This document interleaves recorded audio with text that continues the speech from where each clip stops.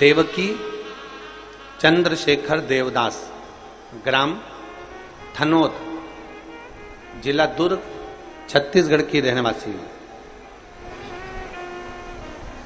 कहीं बैठी हैं क्या? अच्छा, हाँ दिख गए हो। लिया, बच्चा लाए हो साथ में? लाए हो तो लेकर आ जाओ, लिया। गुरुजी,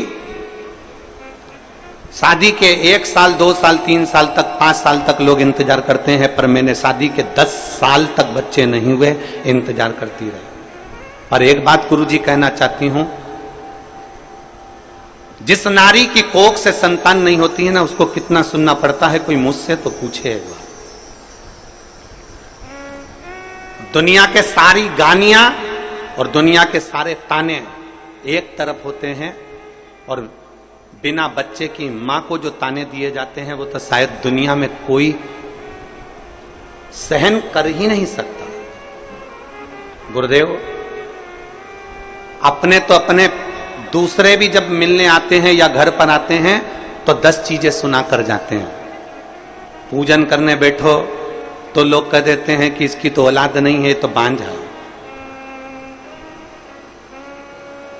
दुनिया के लोग ना जाने कितने कितने शब्द कह देते हैं गुरुजी। ऐसे कितने शब्द हैं, मैं अगर पत्र में लिखूं तो बहुतता हो जाएगी गुरुजी। हमने क्या 10 साल में हमने ऐसा कोई डॉक्टर नहीं छोड़ा जिसको नहीं दिखाया, IVF कराया, सब कुछ करवाया, पर फिर भी संतान नहीं हुई, तो हम क्या कर सकते हैं? हमारी क्या गलती है? आखिरी में मेरे पड़ोस में गुड़िया रहती है, उस गुड़िया ने मुझसे कहा कि चाची, एक वो सीहोर वाला महाराज कथा कहता है, टीवी पर आती है, आस्था चैनल पर, कभी 1 बजे आती, कभी 2 बजे आती। तुम आसन लगाकर उस कथा में बैठो। उस गुड़िया के कहने पर मैंने आसन लगाकर कथा सुनी, और उसी समय पर आपकी कथा कुछ समय बाद रायपुर में होने वाली थी, तो मैं रायपुर कथा सुनने के लिए पंडाल में चली गई। पंडाल में जगह नहीं थी, एक नाली के पास में, गटर के पास में, जहां से गंदा नाली का पानी बह रहा था, उसके पास में ही अपनी पन्नी बिछाकर, एक दरी बिछाकर बैठ गई, और वहां बैठकर मैंने कथा सुन ली। कथा सुनकर बाबा को प्रार्थना कर कर आई कि तू सबकी गोदी भरता है, तो मुझे भी संतान जरूर देना बाबा। तेरी कथा में वो सीहोर वाला महाराज कहता है कि बाबा के दरबार से कोई खाली नहीं जाता, तो मेरी भी झोली भरना बाबा।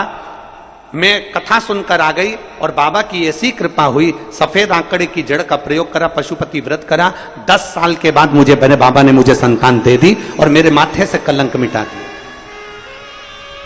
10 वर्ष के बाद मुझे संतान दी, और मेरे माथे से ये दुनिया के लोग जो ताना देते हैं, आप शब्द कहते हैं, ये कहेंगे, इनका कहना ही है।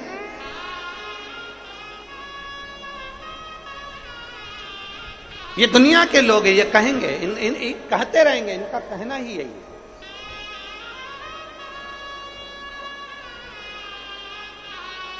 हम अपने बड़े भाव से एक कथा में एक लाइन कहते हैं, उसको अपने दिल में बिठा कर रख लो। आग लगे बस्ती में अपन रहो, जम के बोलो जा, अपन रहो मस्ती में।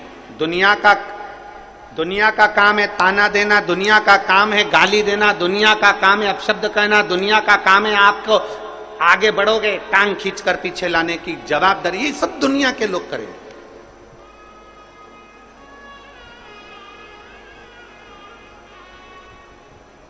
कंपटीशन कहां पर नहीं है?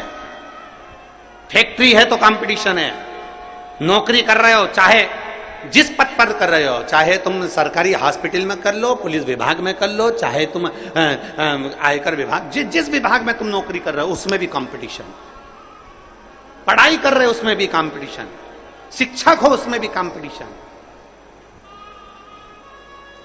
खेल के मैदान में हो तो उसमें भी कंपटीशन। कौन सी जगह है जहां कंपटीशन नहीं है? और बचा कुचा था तो आजकल धर्म के क्षेत्र में भी कंपटीशन है, आजकल कथाकारों में भी कंपटीशन हो गया, संतों में भी कंपटीशन हो गया। जो आगे बढ़े उसका टांग पकड़कर पीछे खींच के लाओ और उसको पटको और अपना आगे बढ़ जाओ। कहां नहीं कंपटीशन है?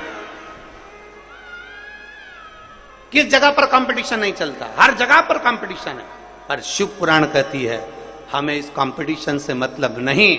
शिव पुराण कहती है हमें भगवान शंकर की भक्ति और अपने मेहनत पर विश्वास करना है।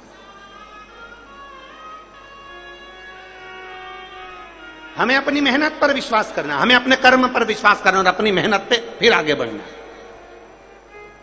हमें अपने शिव पर भी भरोसा करना है, हमें अपनी मेहनत पर भरोसा करना, अपने कर्म पर भरोसा करना। बस इतना याद रखो कि कर्म ठीक करते चलिए, मत बुरे कर्म कर बंदे वरना पछताएगा।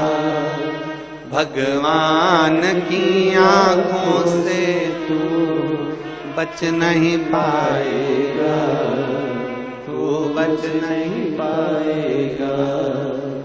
अरे ओ अज्ञानी मत कर नादानी, अरे ओ अज्ञानी मत कर नादानी। तेरे कर्म का फल भी तू ही पाएगा, जैसा किया तूने मेरे आगे आएगा। मत बुरे कर्म कर बंदे वरना पछताएगा। भगवान की आंखों से तू बच नहीं पाएगा, तू बच नहीं पाएगा। अरे ओ अज्ञानी मत करना जानी, अरे ओ अज्ञानी मत करना। रो मत, अब खुश हो, रोना नहीं चाहिए। मालूम बाबा के पास आए हो ना, रोना नहीं, बहुत खुश हो। अब तो दे दिया ना बाबा ने, खाने सुनना बंद। आग लगे बस्ती में अपन रहो मस्ती, क्यों कहना। उस बेटी ने लिखा है, कौन नहीं छोड़ा ताने देने में। गुरुजी हम फिर निवेदन करेंगे मेरे भोलेनाथ से, सावन का महीना है, आप भी निवेदन करिएगा। बाबा किसी स्त्री की गोद खाली ना रहे और किसी पुरुष की